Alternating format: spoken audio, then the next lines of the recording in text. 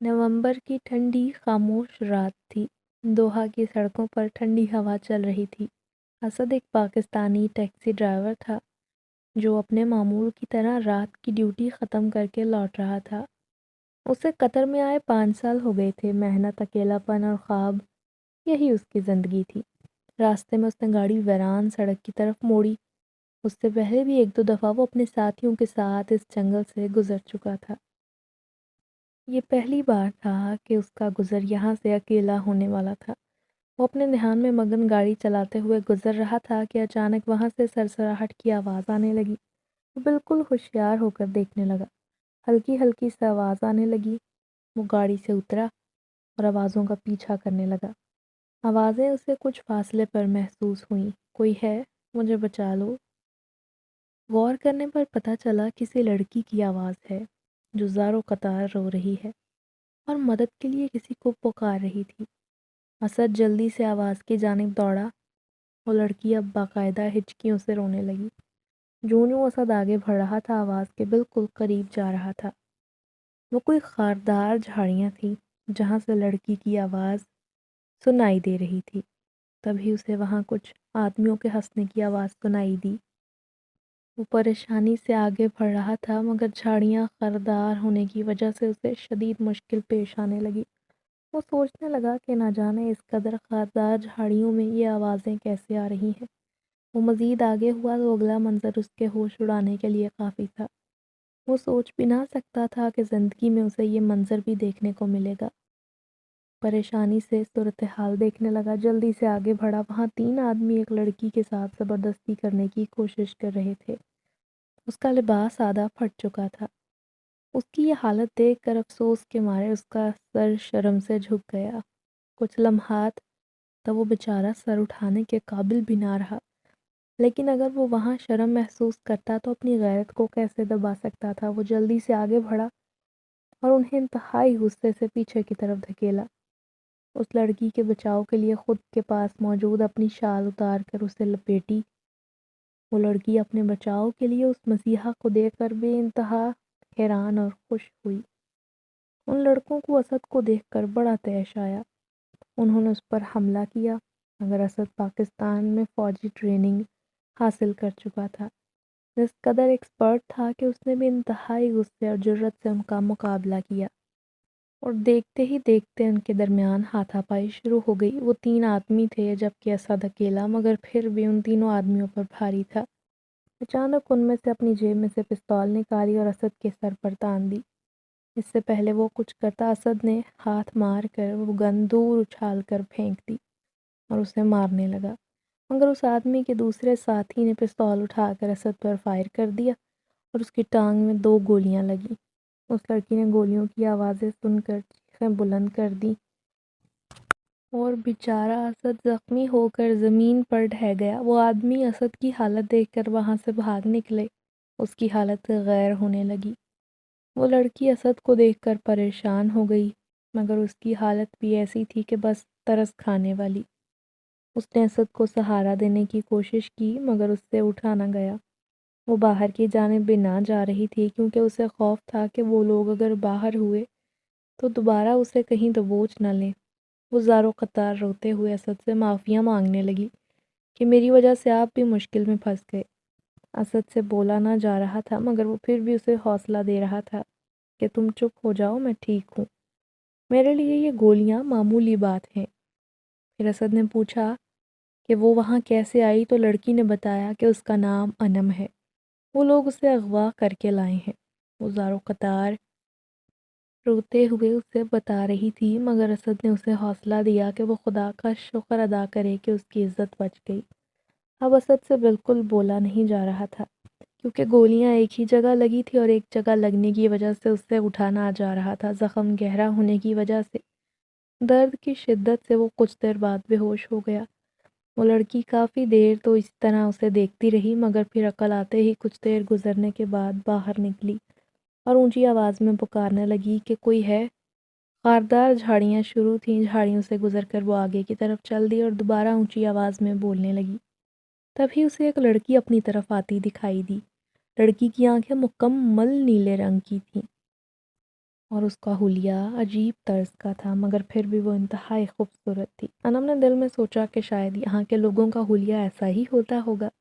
وہ لڑکی کو دیکھ کر خوش ہوئی اور فوراً اس کے قریب پہنچتے ہوئے بولی، خدارا میری مدد کر دو، مجھے مدد کی بہت ضرورت ہے۔ کیسی مدد کی ضرورت ہے؟ اس اجنبی لڑکی نے بھی سوال پوچھا تو اس نے کہا، ایک شخص زخمی ہے، اسے ہسپتال پہنچانا ہے۔ وہ لڑکی حیرانی سے انم کا منہ دیکھنے لگی کہ یوں جنگل میں وہ کیا کر رہے ہیں۔ پھر انم نے اسے ساری صورتحال سے آگاہ کیا تو وہ لڑکی اس کی مدد کرنے کو تیار ہو گئی اور اسے مطلوبہ جگہ لے کر پہنچی۔ اسد وہاں بے سدھ پڑا تھا۔ اس لڑکی نے اسد کو اٹھانا چاہا تو انم حیران ہو کر اس کا منہ دیکھنے لگی کہ تم اکیلی لڑکی، بھلا اسے کیسے اٹھا لو گی؟ وہ مسکراتے ہوئے بولی، میرے لیے یہ مشکل کام نہیں، یقین کرو میں اسے اٹھا لوں گی۔ اور اس نے پھر اپنے ہاتھوں میں اسد کو اٹھا لیا۔ انم کے تو گویا کاٹو تو بدن میں لہو نہیں والا حساب تھا کہ ایک لڑکی نے کیسے کھٹے کٹے مرد کو بآسانی اپنے بازو میں اٹھا لیا تھا۔ اتنی طاقت! مگر شاید اس جنگل کے لوگ طاقتور ہوتے ہوں گے۔ انم نے یہ سوچ کر خود کو تسلی دی۔ وہ لڑکی اسد کو اٹھا کر آگے کی طرف بڑھ گئی تو انم نے کہا، تم اب کہاں جاؤ گی؟ جہاں بھی جاؤں گی تم بھی ساتھ آ جاؤ۔ وہ انہیں لے کر جھاڑیوں سے نکل کر باہر آئی اور جنگل کی دوسری جانب چل دی۔ انم نے شال لپیٹی ہوئی تھی مگر پھر بھی اسے کچھ غیر محسوس سا محسوس ہوا۔ ننگے پاؤں ہونے کی وجہ سے اس کے پاؤں اتنا چلنے کی وجہ سے پاؤں میں درد ہونے لگا اور باقاعدہ چھالے بن گئے۔ مگر وہ اس اجنبی اسد کو اپنی وجہ سے اتنی بڑی مشکل میں گرفتار دیکھ کر شدید پریشان تھی کہ اسے اپنے چھالے دکھائی نہ دے رہے تھے۔ وہ اس لڑکی کے ساتھ چلتی جا رہی تھی مگر یہ بھی سوچ رہی تھی کہ جانے کیسے میں نے اس غیر لڑکی پر اعتبار کر لیا ہے، نہ جانے کون ہے، کیسی ہے، بجائے کہیں مشکل سے نکلنے کے مزید مصیبت میں نہ الجھ جاؤں۔ مگر وہ لڑکی اسے ایک بڑی عمارت کے سامنے لے گئی۔ عمارت اتنی بڑی تھی کہ انم کو لگا کہ اس نے اپنی زندگی میں آج سے پہلے اتنی عالی شان عمارت نہیں دیکھی، مگر حالت بے حد بوسیدہ تھی۔ مگر چوں ہی انم نے اندر قدم رکھا اس کے تو گویا 14 طبق روشن ہو گئے۔ سارا حال خالی پڑا تھا، وہاں کوئی موجود نہ تھا۔ انم ہونکوں کی طرح اس لڑکی کے منہ کی طرف دیکھنے لگی اور پوچھا کہ تم یہاں مجھے کیوں لے کر آئی ہو؟ یہ تو خالی پڑا ہے۔ میں نے تو تمہیں ہسپتال لے جانے کا کہا تھا۔ کیا اس جنگل کے ارد گرد کہیں بھی شہری آبادی میں کوئی ہسپتال نہیں جو تم مجھے جنگل کی عمارت میں لے آئی ہو؟ اور یہ جنگل میں اتنی بڑی عمارت کیسے بنی ہے کہ تم یہاں رہتی ہو؟ انم کے اتنے سوالوں کا اس نے ایک کا بھی جواب نہ دیا اور اکتائے لہجے میں بولی کہ خاموش ہو جاؤ۔ انم کو اس کے روکھے جواب سے عجیب سا محسوس ہوا مگر پھر بھی وہ چپ چاپ اس کے ساتھ چلنے لگی۔ وہ اسد کو اٹھا کر ایک کمرے میں لے آئی، اسے وہاں ایک جگہ لٹا دیا مگر جوں ہی انم کمرے میں داخل ہوئی، اگلا منظر دیکھ کر دل تھام بیٹھی۔ اسد وہاں یوں ہی ہوا میں معلق تھا، کوئی بھی چیز نہ تھی جس پر وہ لیٹا ہو۔ اسد کو ہوا میں معلق دیکھ کر پوچھنے لگی کہ یہ تو ایسے نیچے گر جائے گا، تم نے اسے یہاں کیوں لٹکایا ہے؟ تو وہ بولی، یہ بیڈ پر لیٹا ہے، یہ نیچے نہیں گرے گا۔ انم حیرانی سے اس کی شکل دیکھنے لگی، مگر مجھے کوئی بیڈ دکھائی نہیں دے رہا، پھر تم کیسے کہہ سکتی ہو کہ یہ بیڈ پر لیٹا ہے؟ یہ ہو کیا رہا ہے؟ مجھے کیوں کچھ سمجھ نہیں آ رہا۔ انم نے پریشانی سے ادھر ادھر دیکھا، سارا کمرہ خالی پڑا تھا۔ اس لڑکی نے دوبارہ انم سے کہا کہ برائے مہربانی آپ اپنے دماغ پر زور نہ ڈالیں، چپ کر کے صورتحال کو دیکھتی رہیں۔ دوبارہ سے اس کے روکھے جواب اور انداز پر انم اس بار چپ ہو گئی تھی، مگر اسد کو یوں ہوا میں لٹکا دیکھ کر اس کے دل کو ہول اٹھ رہے تھے کہ کہیں وہ نیچے نہ گر جائے، جبکہ اس اجنبی لڑکی کا کہنا تھا کہ وہ بیڈ پر ہے، جبکہ وہاں اسے کوئی بیڈ بلکہ کوئی بھی شے سرے سے موجود دکھائی نہ دیتی تھی۔ لڑکی نے اسد کی وردی کو ایک طرف کر کے اس کا علاج کرنا شروع کیا مگر انم کے لیے اگلا منظر اس سے بھی زیادہ خوفناک تھا۔ نہ تو اس کے ہاتھ میں کوئی اوزار تھا مگر یوں لگتا تھا جیسے اوزاروں کا استعمال کر کے اس کے زخم میں سے گولیاں نکالنے کی کوشش کی جا رہی ہے۔ زخم بے حد گہرا ہے، اسے ٹھیک ہوتے اور بھرنے میں کافی دن لگ جائیں گے۔ تم ایسا کرو، یہاں بیٹھ جاؤ۔ اجنبی لڑکی نے دیوار کے ساتھ اشارہ کیا تو انم حیرانی سے اس کا منہ دیکھنے لگی کہ میں زمین پر کیسے بیٹھوں۔ اس لڑکی نے دوبارہ انم کو پاگلوں کی طرح کھڑے دیکھا تو دوبارہ سے کہا، میں کہتی ہوں آپ تھک جائیں گی، یہاں بیٹھ جائیے۔ ہر جگہ خاموشی ہونے کی وجہ سے اس عمارت میں آواز گونج رہی تھی۔ انم دیوار کے ساتھ بیٹھنے لگی، مگر جو ہی وہ نیچے ہوئی اسے لگا جیسے وہاں کوئی چیز ہے جس پر وہ بیٹھی ہے، مگر جب اس نے کھڑے ہو کر دیکھا تو وہاں کچھ بھی دکھائی نہ دے رہا تھا۔ وہ اس کا منہ دیکھنے لگی اور بولی کہ یہاں پر ایسے کیوں لگتا ہے جیسے کوئی بینچ پڑا ہے، مگر مجھے وہ دکھائی نہیں دے رہا۔ تو وہ لڑکی دوبارہ سے انم سے مخاطب ہو کر بولی، میں نے آپ سے کہا بھی تھا کہ آپ نے ان باتوں کی فکر نہیں کرنی اور زیادہ بات کی تہ میں نہیں جانا، یہ آپ کے لیے اچھا ہے۔ جو جیسا ہو رہا ہے وہ ویسا ہوتا دیکھ لو۔ اس نے انتہائی صاف لہجے میں کہا۔ انم پریشان ہو گئی کہ وہ نہ جانے کہاں آ گئی ہے۔ ابھی 4 دن پہلے کی تو بات تھی جب اس کی شادی ہونی تھی۔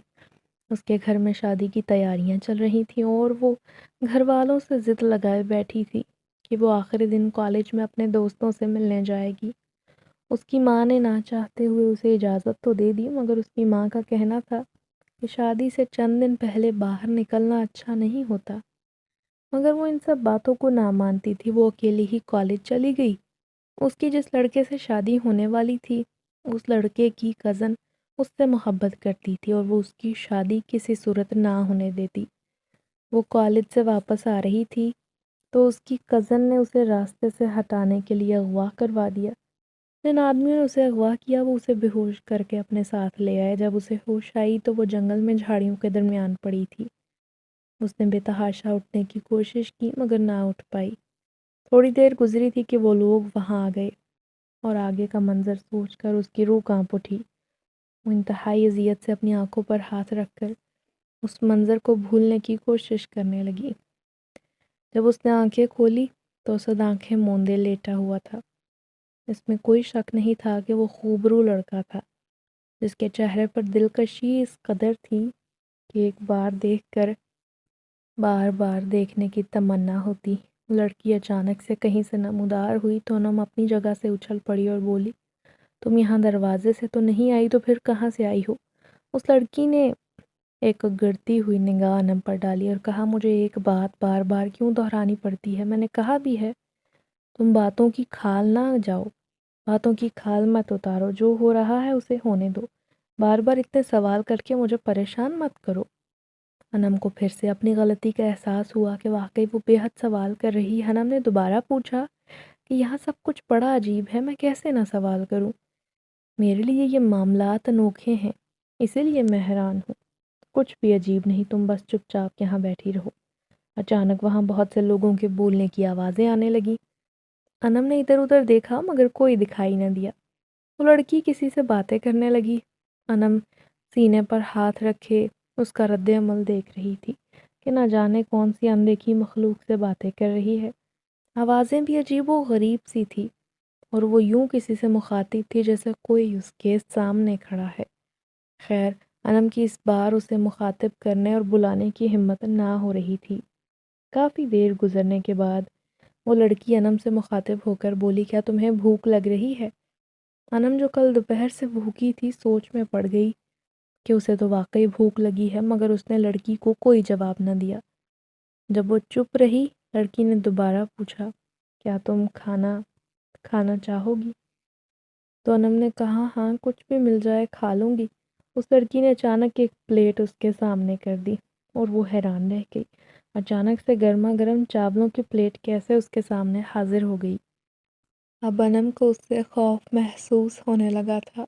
وہ آنکھ میں آنسو لیے بولی، مجھے سمجھ نہیں آ رہا تم ایسا کیوں کر رہی ہو، آخر تم ہو کون؟ اجنبی لڑکی نے کہا، فکر مت کرو، میں تمہیں نقصان نہیں پہنچاؤں گی، بس تم اس بات کی ٹو میں مت رہو۔ دیکھو جو ہو رہا ہے ہونے دو، کیونکہ تمہیں کوئی نقصان نہیں پہنچے گا۔ خیر، انم کھانے کی طرف متوجہ ہو گئی۔ چپ چاپ اس نے پہلا نوالا منہ میں رکھا اور حیران رہ گئی، کیونکہ اس نے زندگی میں اس سے پہلے اتنا لذیذ کھانا کبھی نہیں کھایا تھا۔ کھانا اس قدر گرم تھا کہ یوں لگتا تھا جیسے ابھی ابھی تازہ چولہے سے اتار کر لایا گیا ہو۔ انم کے لیے یہ سب کچھ بہت عجیب و غریب تھا۔ انم نے اس سے کچھ نہ کہا اور کھانا کھانے لگی۔ کھاتے ہوئے اس کی نظر اسد پر پڑی تو اسد کے ہاتھ پاؤں میں حرکت دیکھ کر انم نے کھانا وہیں چھوڑ دیا۔ مجھے لگتا ہے اسد کو ہوش آ گیا ہے۔ ہاں، ہوش تو آ گیا ہے، مگر کچھ دن کے لیے چل پھر نہیں پائے گا۔ اس کا زخم بے حد گہرا ہے۔ تو انم نے پوچھا، کیا تم ڈاکٹر ہو؟ لڑکی غصے میں آ گئی۔ میں نے تمہیں پہلے بھی منع کیا ہے کہ میری کھوج میں مت رہو۔ جتنے بھی سوال پوچھ رہی ہو ایسا مت کرو، باز آ جاؤ۔ اب انم پھر سے شرمندہ ہو کر اسد کی طرف متوجہ ہو گئی تھی۔ اب اسے سمجھ نہ آیا کہ وہ صورتحال اسد کو کیسے سمجھائے۔ یوں لگتا تھا جیسے وہ ایک مصیبت سے نکل کر دوسری مصیبت میں پھنس چکی ہے، مگر پھر خود کو تسلی دینے لگی کہ کچھ نہیں ہوگا۔ وہ اسد کی جانب بڑھی۔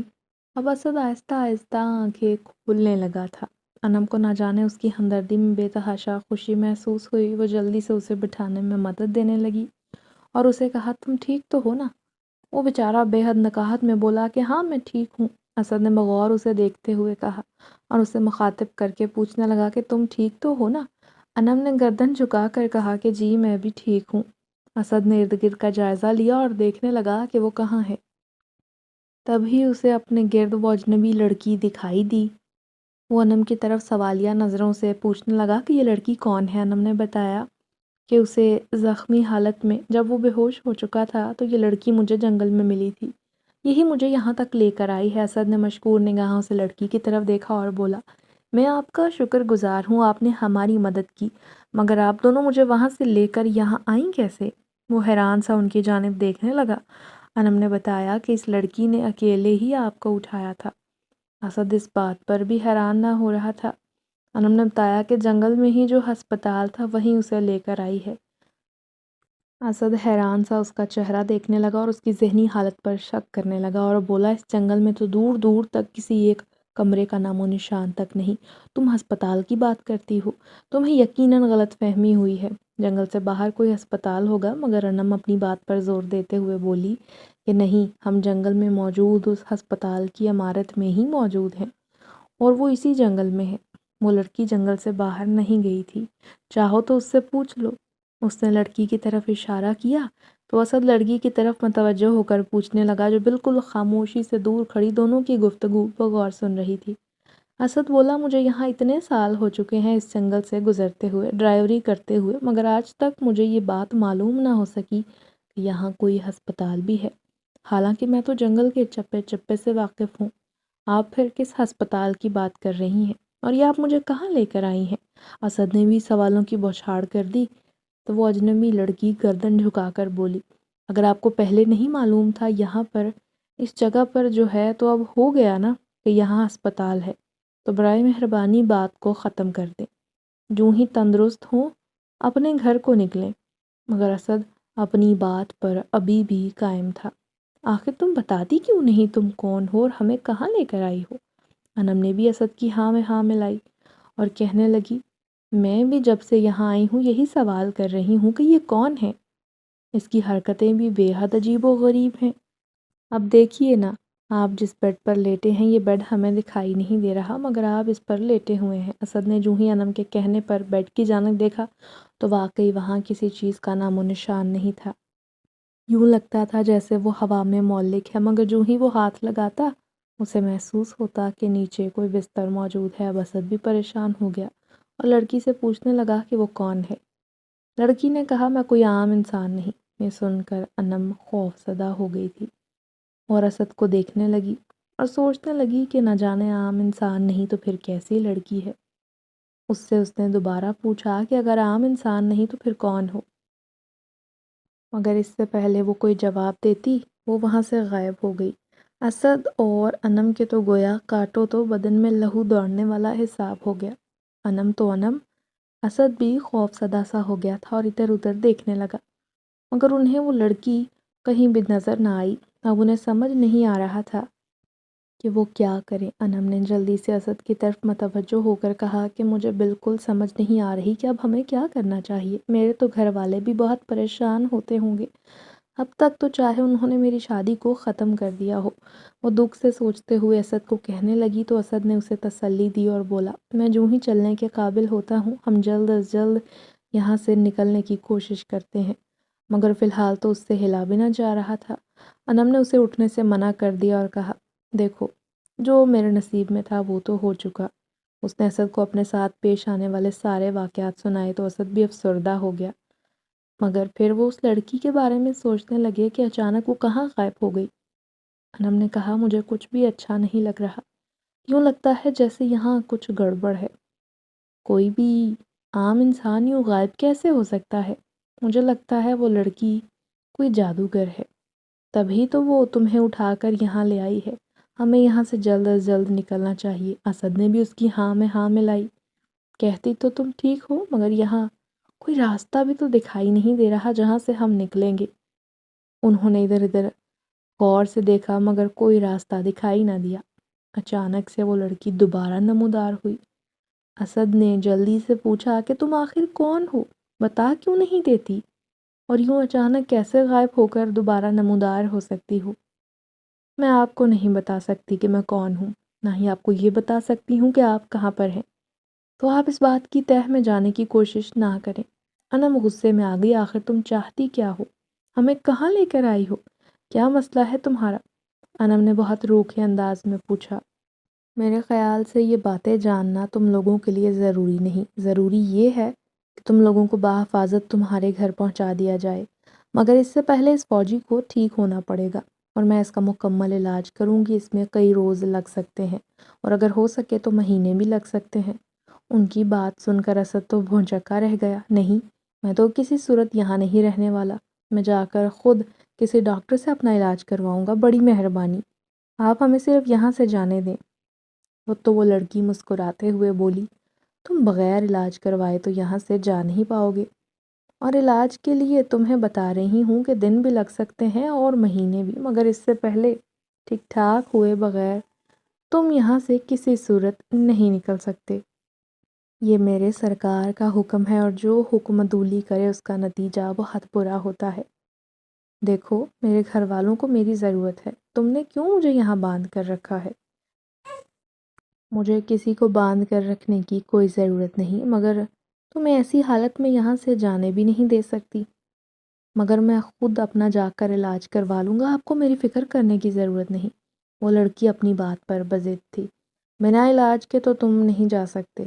اور انم کو مخاطب کرتے ہوئے بولی، اگر تم اپنے گھر جانا چاہتی ہو تو بے شک آج ہی چلی جاؤ۔ مگر میں اسد کو چھوڑ کر کیسے چلی جاؤں؟ وہ مسکراتے ہوئے بولی، کیوں؟ تم اس کی کیا لگتی ہو جو تم اسے چھوڑ کر نہیں جا سکتی؟ انم کو اپنی غلطی کا احساس ہوا اور وہ سوچنے لگی کہ واقعی اسد میرا کیا لگتا ہے۔ اسد بھی انم کا منہ دیکھنے لگا تو انم نے جھجکتے ہوئے کہا کہ اس نے میری جان بچائی ہے، میری عزت کی حفاظت کی ہے، تو میں اپنے محافظ کو یوں تنہا بے آسرا چھوڑ کر نہیں جا سکتی۔ انم دیکھو میری فکر نہ کرو، میں جب ٹھیک ہوں گا چلا جاؤں گا، کیونکہ تمہارا گھر جانا فی الحال ضروری ہے۔ تمہارے گھر والے یقیناً تمہارے انتظار میں ہوں گے۔ انم افسردہ لہجے میں بولی کہ نہیں، میرا گھر جانا اب بالکل ضروری نہیں۔ مجھے لگتا ہے اگر میں گھر گئی تو میرا باپ مجھے جان سے مار دے گا، کیونکہ انہیں تھوڑی پتہ ہے کہ مجھے اغوا کیا گیا ہے۔ انہیں تو یہی ہے کہ ان کی بیٹی گھر سے فرار ہو گئی ہے۔ اگر میں لوٹ کر گئی تو میرا وہاں جانا مجھے مزید اذیت پہنچائے گا۔ میں تو چاہوں گی کہ میں دوبارہ کبھی وہاں نہ جاؤں۔ ہاں، جو میرا نام اب وہاں رہ چکا ہے وہ وہیں رہنا، جو رہ گیا۔ اب انم کی آنکھوں سے 2 آنسو ٹوٹ کر گرے۔ اسد نے تسلی دی کہ ایسا کچھ نہیں ہوگا، جو ہی میں ٹھیک ہو جاؤں گا خود تمہیں تمہارے گھر چھوڑ کر آؤں گا اور تمہارے گھر والوں کو حقیقت بھی بتاؤں گا کہ آخر تمہارے ساتھ ہوا کیا تھا۔ دیکھو میں ایک بار پھر سے گزارش کرتا ہوں کہ میں یہاں سے جا کر اپنا علاج خود کروا لوں گا۔ تبھی وہ لڑکی طیش میں آتے ہوئے بولی، میں نے ایک بار کہا نا، سرکار کا حکم ہے کہ تم بغیر علاج کروائے یہاں سے نہیں جا سکتے۔ تم لوگوں کو میری بات سمجھ میں کیوں نہیں آتی؟ کس سرکار کی بات کر رہی ہو؟ اسد نے حیرانی سے پوچھا۔ مجھے تم لوگوں کو کچھ بھی بتانے کی اجازت نہیں، مزید کوئی سوال نہ پوچھو، بس جو سرکار نے کہہ دیا وہی ہوگا۔ ان کے حکم کے خلاف چلنے کی سوچنا بھی مت۔ اجنبی لڑکی نے انتہائی روکھے انداز میں کہا تو وہ دونوں پریشانی کے مارے اس کا منہ دیکھنے لگے۔ پتہ نہیں کیسی لڑکی ہے اور کس سرکار کی بات کر رہی ہے۔ اچانک لڑکی پھر سے غائب ہو گئی۔ اب تو دونوں انتہا کے پریشان تھے کہ اس صورتحال میں کریں تو کیا کریں۔ یوں ہی دن گزرنے لگے۔ وہ اجنبی لڑکی نمودار ہوتی، اسد کا علاج کرتی۔ آہستہ آہستہ اسد کا زخم ٹھیک ہونے کی بجائے بڑھنے لگا، مگر وہاں جو بہت زیادہ عجیب و غریب حرکتیں ہوئیں وہ دیکھ کر انم کا دل ہولتا۔ اسد بھی پریشان ہوتا کہ جب وہ جس چیز کی تمنا کرتے وہ چیز ان کے سامنے آ جایا کرتی۔ وہ بہت حیران تھے کہ نہ جانے وہ لڑکی کون ہے اور کیا ماجرا ہے۔ انم نے ایک دو بار عمارت سے باہر نکلنے کی کوشش بھی کی تو اسے ایک انجانی طاقت نے باہر نہ جانے دیا۔ اس کے قدم باہر کی طرف نہ اٹھتے۔ وہ دونوں بہت پریشان ہوتے کہ نہ جانے وہ کہاں آ کر قید ہو گئے ہیں۔ نہ ہی وہ لڑکی انہیں کچھ بتاتی تھی۔ اسد کو رہ رہ کر گھر کی یاد آتی کہ نہ جانے پیچھے کیا ہوتا ہوگا۔ پاکستان کے چھوٹے سے گاؤں چک نمبر 75 میں سورج ہمیشہ تھوڑا جلدی ڈوب جاتا۔ مٹی کی خوشبو، ٹوٹی ہوئی چارپائیاں اور پرانے مکان کی دیواروں پر لٹکتے جالے۔ خواب یہی تھی۔ اسد کی دنیا اس کے والد، ایک ریٹائر درزی جو اب زیادہ تر وقت مسجد کے باہر بیٹھ کر تسبیح کرنے میں بتاتے۔ ماں دن رات گھر کے کاموں میں مصروف رہتی اور چھوٹے بہن بھائی اسکول کے بعد کھیتوں کے کنارے کھیلا کرتے۔ گھر میں خوشی کم، ضرورت زیادہ تھی۔ ایک چولہا، ایک پنکھا اور ایک امید کہ شاید کبھی قسمت مہربان ہو جائے۔ اسد کے دل میں شروع سے خواہش تھی اپنے گھر والوں کے لیے بہترین زندگی کی۔ اس کی اماں اکثر کہا کرتی، بیٹا ہم غریب سہی مگر اللہ پر یقین رکھ، اگر قسمت میں خوشحالی لکھی ہے تو کوئی روک نہیں سکتا۔ اسد صبح سویرے سائیکل پر سوار شہر جاتا، کبھی مزدوری کرتا، کبھی ڈرائیوری اور کبھی دن بھر گاڑیاں دھونے کا کام۔ شام کو تھکا ہارا لوٹ کر آتا تو اماں چپ چاپ روٹی رکھ دیتی۔ اکثر رات کو وہ چھت پر جا کر آسمان کو دیکھتا اور سوچتا، کاش میں بھی کسی دوسرے ملک جا سکوں جہاں کام ہو، عزت ہو اور کچھ پیسے بھی بچا لوں۔ ایک دن محلے کا لڑکا جو قطر میں کام کرتا تھا واپس آیا، نیا موبائل، چمکدار کپڑے اور جیب میں پیسے۔ اسد نے پہلی بار محسوس کیا کہ غریبی انسان سے خواب چھین لیتی ہے، مگر خواب پھر بھی دل میں زندہ رہتے ہیں۔ اس نے فیصلہ کر لیا کہ وہ بھی باہر جائے گا، چاہے کچھ بھی ہو۔ گھر کے برتن بیچے گئے، والدہ کی پرانی سلائی مشین کو گروی رکھا گیا اور ماں نے اپنی اکلوتی سونے کی بالیاں نکال کر کہا، جا بیٹا شاید ویزے کا کام ہو جائے۔ اماں کے ہاتھ کانپ رہے تھے۔ ویزا لگنے میں 6 ماہ لگ گئے۔ ہر دن نئی آزمائش میں گزرا، مگر جب اس کا پاسپورٹ آیا اماں کی آنکھوں میں خوشی کے آنسو تھے۔ جانے سے ایک رات پہلے اماں نے اس کے سر میں تیل لگاتے ہوئے کہا، بیٹا غیر ملک میں سب کچھ مل جاتا ہے مگر ماں کی دعا لینا مت بھولنا، حلال روزی کمانا، نماز پڑھنا، کسی کے ساتھ ناانصافی نہ کرنا۔ اسد نے جھک کر ماں کے پیر چھوئے۔ وعدہ کرتا ہوں ماں جی آپ سے، ایک دن بڑے گھر میں آپ کو لے کر آؤں گا۔ صبح ہوئی تو پورے گاؤں کے لوگ اسٹیشن پر جمع تھے۔ چھوٹے بہن بھائی اداس تھے، رو رہے تھے اور باپ چپ چاپ دور سے دیکھ رہا تھا۔ اسد کے ہاتھ میں چھوٹا سا سفری بیگ تھا اور پھر جہاز سے اترتے ہوئے قطر کی سرزمین پر قدم رکھتے ہی اس نے سوچا اب زندگی بدلے گی، مگر قسمت کے فیصلے انسان کے گمان سے کہیں پرے ہوتے ہیں۔ اسے پتہ نہیں تھا کہ دوحہ کی سڑکوں پر صرف روزگار ہی نہیں بلکہ ایک ایسی مخلوق بھی اس کے انتظار میں ہے جس سے اس کی تقدیر ہمیشہ کے لیے پلٹنے والی ہے۔ وہ ماضی کے متعلق سوچ رہی تھی۔ انم کو اب حقیقت میں اسد کی فکر ہونے لگی کہ اس کا زخم ٹھیک ہونے کا نام نہیں لے رہا تھا۔ نہ وہاں دن کا پتہ چلتا اور نہ رات ہونے کا، بس دونوں ایک دوسرے کو پاگلوں کی طرح تکتے اور وقت کا اندازہ لگاتے، اور وہ اجنبی لڑکی جب دل چاہتا آ کر ٹپک جاتی، جب جی چاہتا غائب ہو جاتی۔ اب ان دونوں نے اس سے سوال جواب کرنا بالکل چھوڑ دیا تھا اور نہ ہی وہ بھی انہیں مخاطب کرتی۔ اور پھر ایک روز وہ لڑکی جب حاضر ہوئی تو اس بار وہ اکیلی نہ تھی، اس کے ساتھ بے تحاشا لوگ تھے جو وہاں نمودار ہوئے۔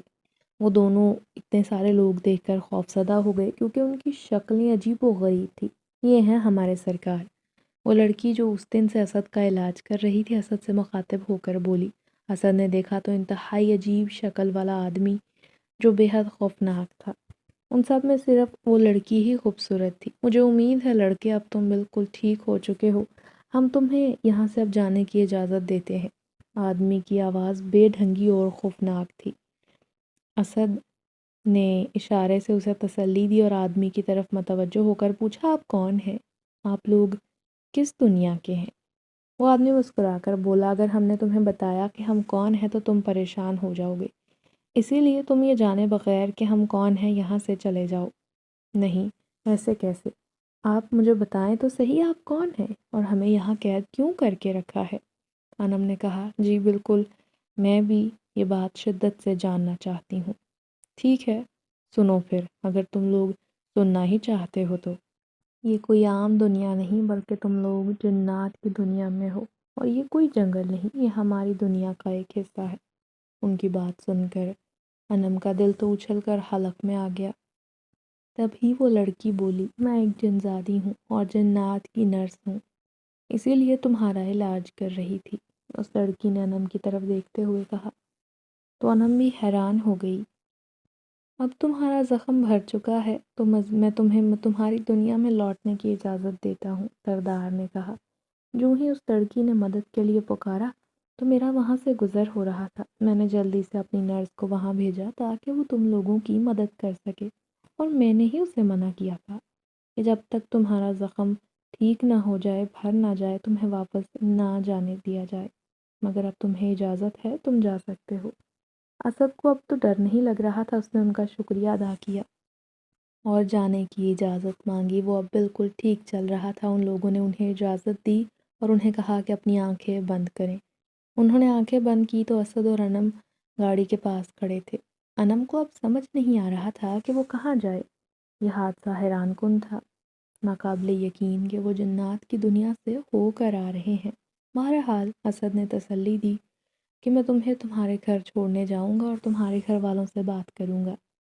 وہ دونوں وہاں سے اسد کی رہائش گاہ کی طرف روانہ ہوئے تو اسد کا دوست بے حد حیران ہوا اور اسد کی طرف دیکھتے ہوئے بولا، تم تو کہتے تھے صبح آؤں گا اور اب شام کو ہی لوٹ آئے ہو، اور یہ لڑکی کون ہے؟ اسد حیرانی سے اس کا منہ دیکھنے لگا اور کہا، کیا میں صبح یہاں سے گیا تھا؟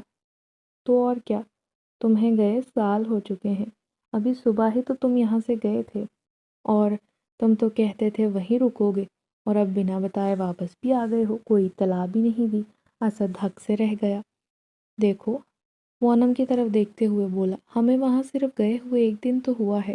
اچھا، یعنی مجھے کالج سے گئے صرف ایک دن گزرا ہے، اب تو مجھے جلد از جلد اپنے گھر جانا چاہیے۔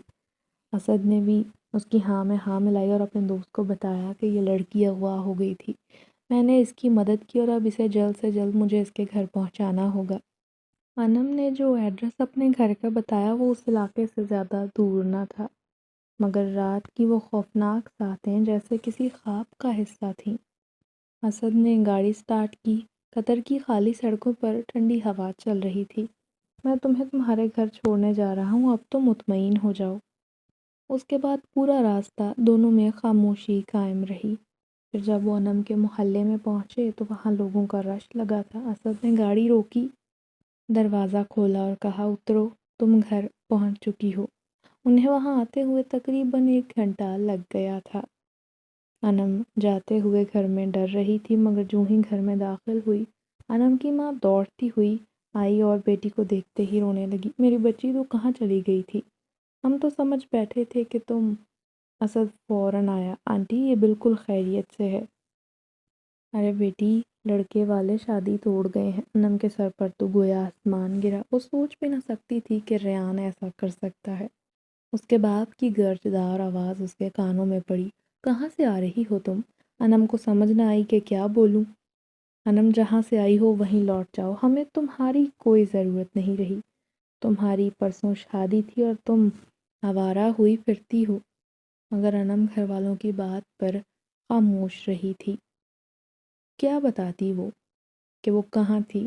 انم سے تو منہ سے ایک لفظ ادا نہ ہو پا رہا تھا۔ اسد آگے بڑھ کر بولا، آپ آرام سے بیٹھ کر میری بات سنیں۔ یہ لڑکے تم ہمارے کچھ نہیں لگتے جو ہم تمہاری بات سنیں۔ میں اپنی بیٹی سے مخاطب ہوں، مگر فی الحال اب یہ میری بیٹی نہیں، میری بیٹی میرے لیے مر چکی ہے۔ جہاں سے آئے ہو وہیں چلے جاؤ۔ انم باپ کی بات سن کر اونچی آواز میں رونے لگی۔ اسد نے انم کے باپ کو سمجھانا چاہا مگر کوئی نتیجہ نہ نکلا۔ وہ تو مرنے مرانے پر تو لائے تھے۔ آخر کافی دیر بعد جب معاملہ ٹھنڈا ہوا تو اسد نے ساری صورتحال ان کے گوش گزار کی تو اس کے باپ کو اپنی غلطی کا احساس ہوا اور بیٹی کو گلے لگایا اور بولا مجھے معاف کر دو بیٹی۔ وہ بھی رونے لگی۔ اس کے باپ نے اسد کو غور سے دیکھا، تھکے چہرے مگر سچے دل والا انسان۔ بیٹا تم کہاں سے ہو؟ میں پاکستان سے ہوں، مزدوری کے لیے آیا ہوں، ٹیکسی چلاتا ہوں۔ اسد نے بہت ادب سے جواب دیا، بیٹا ہم تمہارے شکر گزار ہیں، تم نے انم کی جان بچائی، یہ احسان ہم کبھی نہیں بھولیں گے۔ اس رات اسے چائے پر روک لیا گیا۔ سب کچھ عام سا تھا مگر ماحول میں عجیب سا ربط تھا، جیسے سب کچھ قدرت کے اشارے پر ہو رہا ہو۔ اگلے دن انم کے ابا نے اسد سے کہا، بیٹا جو تو نے کیا وہ صرف بہادر نہیں شریف آدمی ہی کر سکتا ہے، مگر اب سمجھ نہیں آتی کہ کون میری بیٹی سے شادی کرے گا۔ وہ دکھی انداز میں بولے تو اسد نے وہیں بیٹھے بیٹھے فیصلہ کر لیا۔ دل میں ہزاروں خیال آئے، ماں، بہنیں، غریبی، جدائی، مگر ایک لمحے بعد دل نے خود جواب دیا، انکل مجھے اعزاز ہوگا اگر آپ کی بیٹی میری زندگی کا حصہ بنے۔ یہ سن کر اس کے ابا ساکت رہ گئے تھے اور مشکور نظروں سے اسد کو دیکھنے لگے۔ اسد نے انہیں اشارے سے تسلی دی۔ کچھ ہفتوں بعد ایک مختصر سی نکاح کی تقریب ہوئی۔ انم نے سفید جوڑا پہنا اور اسد سادہ شلوار قمیص میں بیٹھا تھا۔ مولوی صاحب نے نکاح پڑھایا، قبول ہے کے نعرے گونجے، اور نکاح کے بعد انم نے دھیرے سے کہا، اسد تم واقعی میرے لیے کسی فرشتے سے کم نہیں۔ اسد مسکرا دیا، نہیں میں صرف ایک ٹیکسی ڈرائیور ہوں جسے قسمت نے تم تک پہنچا دیا۔ اسد نے ساری صورتحال اپنے گھر والوں کو بتا دی۔ انہوں نے کوئی اعتراض نہ کیا بلکہ اپنے بیٹے پر فخر محسوس کیا۔ کچھ دن بعد وہ دونوں پاکستان چلے گئے، جہاں ماں نے انم کو گلے لگا کر کہا، بیٹا لگتا ہے اللہ نے تجھے یہاں بھی رحمت کے طور پر بھیجا۔ گاؤں کے پرانے مکان میں جب شام ڈھلتی تو انم اکثر چھت پر بیٹھ کر آسمان کو دیکھتی اور اللہ کا شکر ادا کرتی۔ پھر وہ اپنے میاں کے ساتھ 3 مہینے وہاں رہ کر واپس قطر آ گئی تھی اور نئی زندگی کا آغاز کیا۔